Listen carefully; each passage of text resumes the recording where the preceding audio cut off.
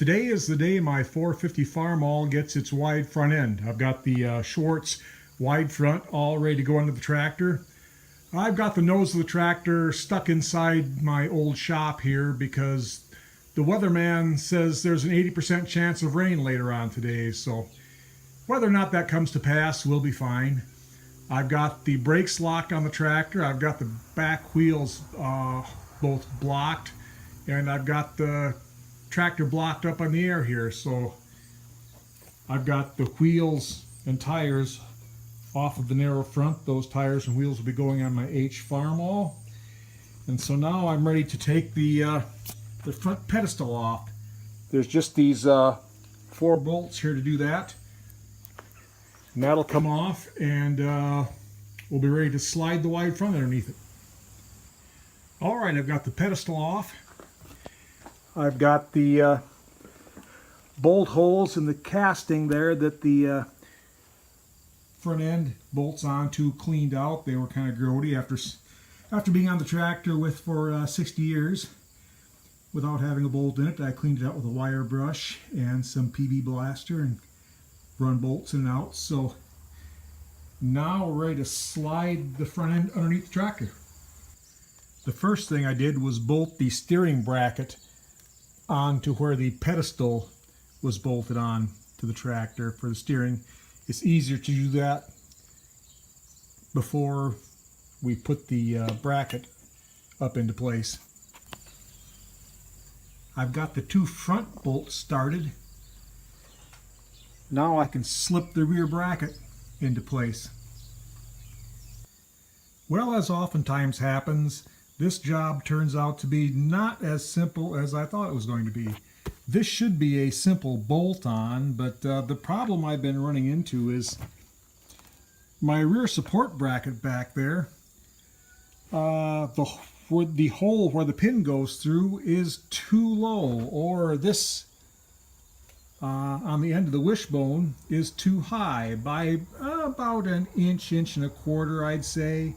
It's enough that it doesn't want to go on there, and if I could by some chance force it on there, things would bind, and that wouldn't be good either.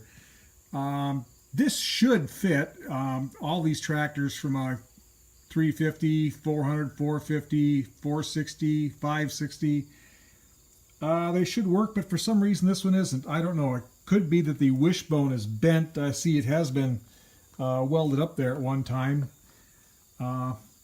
I don't know why, but it isn't going to fit without some modification. So what I think I am going to do, I can't use this like it is anyway.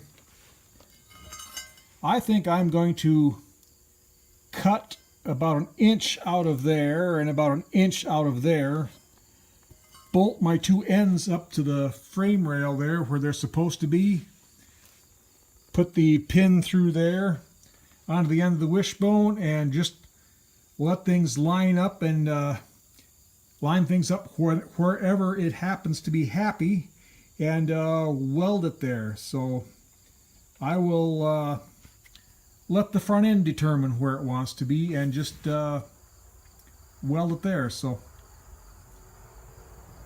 nothing as simple as it should be, but we'll keep going and we'll get this thing eventually.